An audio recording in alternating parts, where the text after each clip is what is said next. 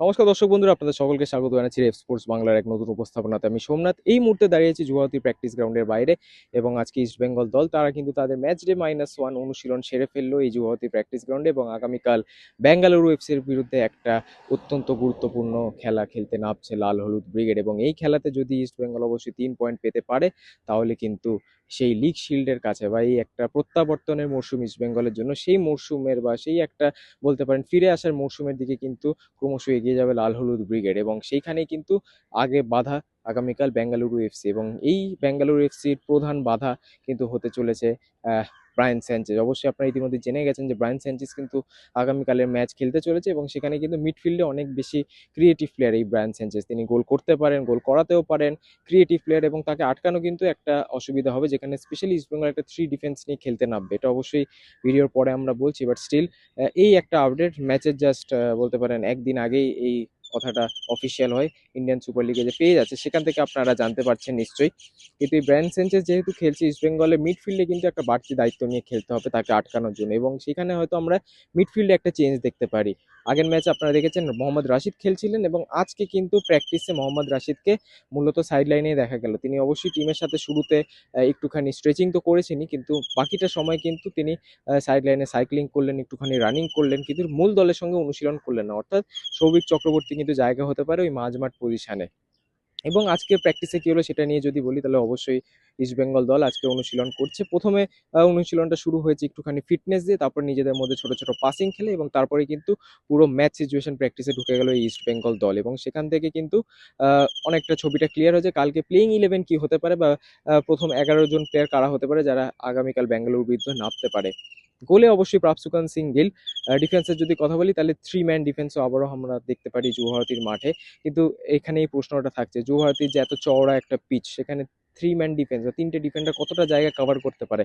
আনওয়ার আলী অনেকটা জায়গা তিনি কভার করেন, কেভিন সিবিএ যখন নিজের টপ ফর্মে থাকে তখন কিন্তু অনেকটা জায়গা জুড়ে খেলতে পারেন। বাট স্টিল কতটা রিস্কি হতে পারে এটা ইস্ট বেঙ্গলের জন্য, এটা কিন্তু অবশ্যই কালকেই আমরা বুঝতে পারবো। বাট হ্যাঁ, 3 ম্যান ডিফেন্সে সেখানে কিন্তু আমরা দেখতে পাচ্ছি আনওয়ার আলী, কেভিন সিবিএ, জিকসন সিং। লেফট উইং ব্যাকের যদি কথা বলি, তাহলে সেখানে কিন্তু PV Vishnu, right wing back Mohammad Rakip, মিডফিল্ডে অবশ্যই কিন্তু থাকবেন তিন midfield Miguel Ferreira, Souvik Chakraborty এবং সল ক্রেসপো, এবং উপরে কিন্তু আমরা দেখতে পারি ইউসুফ এজেজারিকে, এক উইংয়ে অবশ্যই বিপিন সিংকে। এবং এটাই কিন্তু প্লেইং ইলেভেন হতে পারে। আপনারা দেখি 11 জন প্লেয়ার কিন্তু ইতিমধ্যে হয়ে গেছে, কিন্তু এটা খুব ইন্টারেস্টিং হবে যে কালকে কিরকম ফরমেশনে টিমটা নামে। 3-5-2 তো খুব একটা মনে হচ্ছে না, কারণ আরেকটা স্ট্রাইকার তাহলে কে কে খেলবেন। হতে পারে যে মিগেলি একটু ফলস নাইন পজিশনে একটু নিচ থেকে অপারেট করছেন, এটা হতে পারে, এটা একটা সম্ভাবনা আছে ঠিকই। বা বিপিন কি তার ইউসুফের পাশাপাশি খেলবেন, এটাও একটা সম্ভাবনা আছে ঠিক। কিন্তু যেহেতু ইউসুফ স্টার্টিং ইলেভেনে ফিরছেন, তাহলে এডমন্ড লালরেন্ডিকাকে হয়তো প্রথমের দিকে একটু বসতেও হতে পারে। তো সেখান থেকে ইস্ট বেঙ্গলের ফরমেশন ঠিক এরকম একটা 3-5-2 ফরমেশন হতে পারে, একটা 3-4-3 ফরমেশন হতে পারে।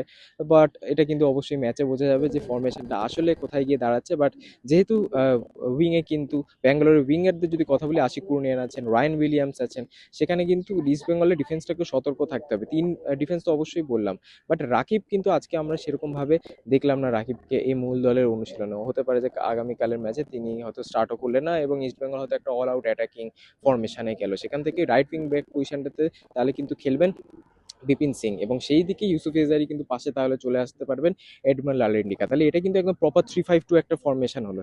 3-4-3 ফরমেশন যদি হয়, যেটা চেন্নাই ম্যাচে হয়েছে, সেটা হলে রাকিব অবশ্যই রাইট উইং ব্যাক হবেন, এবং এডমন্ড লালেন্ডিকার জায়গায় অবশ্যই কিন্তু ইউসুফ এজারি স্টার্ট করতে পারে। বাট আমার যেমন হয় 3-5-2 ফরমেশনে কিন্তু ইস্ট বেঙ্গল যাবে, যেখানে অবশ্যই 3 ব্যাকে তো আনোয়ার আলী, জিকসন সিং এবং কেভিন সিবিএ। মিডফিল্ডে যদি কথা বলি, তাহলে সেখানে সাউল ক্রেসপো, মিগেল ফেরেরা এবং সৌভিক চক্রবর্তী। এবং উইং ব্যাকের যদি কথা বলি, সেখানে একটা wing back Vishnu, left wing back Vishnu, right wing back Bipin Singh, এবং উপরে কিন্তু দুটো স্ট্রাইকার এডমন্ড লালরেন্ডিকা এবং ইউসুফ এজারি।